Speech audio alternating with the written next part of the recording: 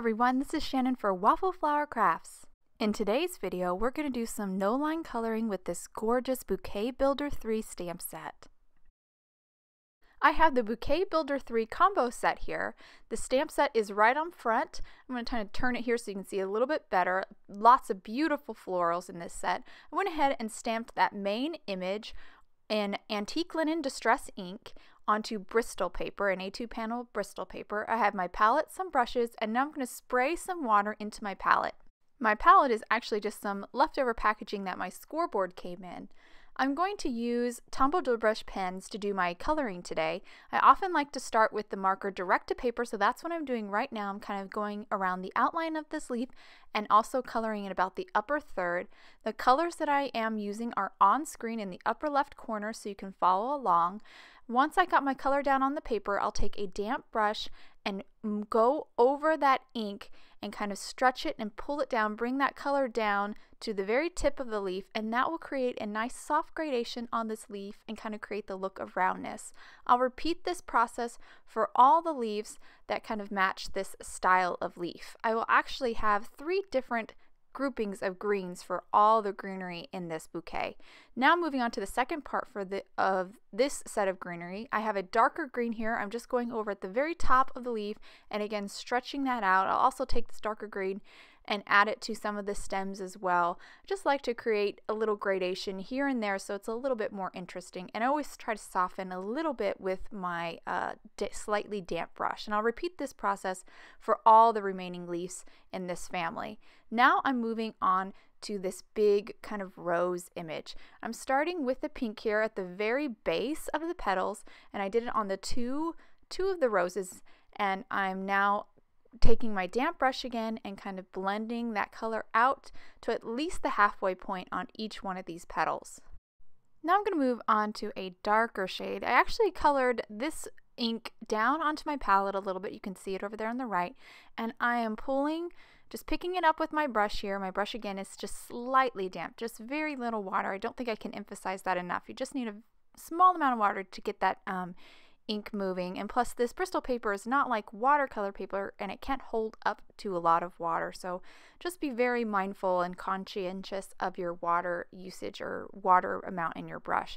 But I'm taking that ink and kind of going over the very tops of the petals and then stretching and pulling it down, and I'm also coloring kind of the back side of the petals because this is kind of my medium shade and it's definitely a bit darker than that pink that we used at the centers. I'm now repeating this process for the second rose that's side turned. So I wanted a little bit more contrast. I wanted my dark to be a little bit darker, so I have kind of like a darker purple pink color here, and I'm now coloring all the undersides of the petals with this darker color. I did start with direct to paper, but I probably should have, because it's so intense, I probably should have scribbled onto my palette and pulled from there, but I still was able to blend it out pretty well and get a nice gradation. This is just, again, get a little bit more contrast, because these are usually when they're larger areas, you have a larger surface area to color, I will incorporate more colors because you really need more contrast to kind of make that flower kind of pop and really get those darks darker. So now I am coloring the center, and I just have an orange picked out really quickly, just kind of colored and blended that out. Now I'm going to move on to some other florals in this bouquet, and I decided to make these smaller flowers kind of a purple color. So I started with a really light purple colored first and then blended it out, and then I colored a darker purple in the center. I'm just going to repeat that process for all those tiny little florals. It goes pretty fast because they're not very big. And I just used an orange for the center. Now my last grouping of florals, I'm going to kind of make them yellow and orange. So I'm starting with a really light yellow here, coloring most of the flower with this light yellow because yellow is such a light color, you're going to need more ink to kind of get it to stretch. And now I'm moving on to kind of like a soft orange for the centers, kind of blending it out. Well, really it's the center of the petals. I'm going to do a different color for the very center of the flower. So I'm coloring the very bottom of the petals here with this It's kind of soft orange and then kind of stretching it out over the petal to create a nice gradation.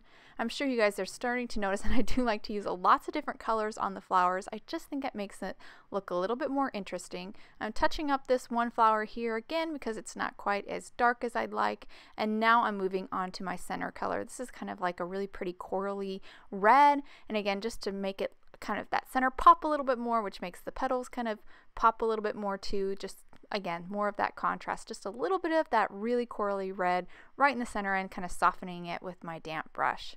Now I'm moving on to another green. Again, I have three kind of groupings of green. Actually, for the last two groupings of green, I only use one marker. These are really fine kind of, this is almost like a sagey green, and these are really fine kind of frilly leaves. So I just kind of colored the stem in with my marker and just a tiny portion of each one of these tiny little leaves. And now with my damp brush, I'm just stretching that ink out over the petals, and again, just to create a nice soft gradation. I repeated that process for all the leaves in that family, and now I'm finishing up kind of the foliage for these yellow flowers. I picked a really pretty kind of teal blue-green color, and I am just stretching that color out over the base. Just very similar process to what I did for all the other portions of the greenery. And once I finish painting those stems, my bouquet is done. I really love this kind of wildflower look bouquet. It's nice and loose and soft and pretty. I think it's really perfect for no line coloring. So I'm going to trim this panel down. So I went ahead and trimmed it down just 1/8 of an inch on all the sides. So now it's a little bit smaller than an A2 panel. And I'm going to now do some dry embossing to my image just to add a little texture. I like to use my Cuttlebug for this. I'm started with my B plate, then on top I put my rubber mat, then I will place my panel down, and now I'm going to grab the matching die from the Bouquet Builder 3 combo set, and I'm going to align my colored image with the die. Once I get it perfectly aligned, I will grab a couple pieces of purple tape to hold that die in place, and then I will top my sandwich off with my second B plate.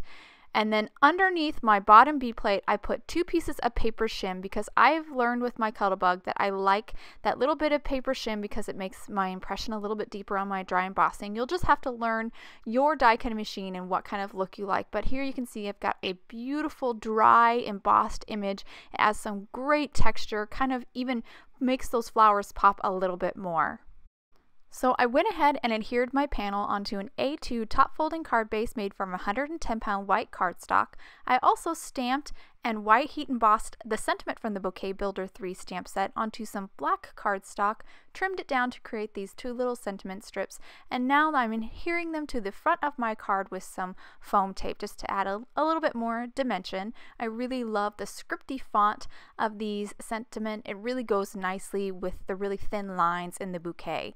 Now I'm going to add some sparkle here. I have Nuvo crystal drops. I'm using it as a glue. Just squeezed a small amount here, and I'm going to add these really beautiful, clear, sparkly rhinestone gems all around this bouquet just to add a little bit of sparkle. I prefer I did something a little different this time and didn't place it on the leaves or any of the flowers to make it look like dewdrops. I actually placed it kind of in some of the open spaces around the bouquet, and I really like that look.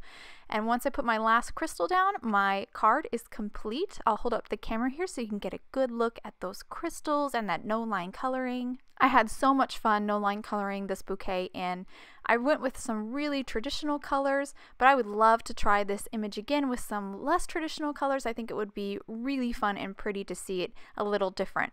I hope you guys enjoyed today's card and video. If you want any more information on the products I use, please visit Waffle Flower, and you can follow us on YouTube, Instagram, and Facebook for more creative ideas. Thanks for watching and have a wonderful day.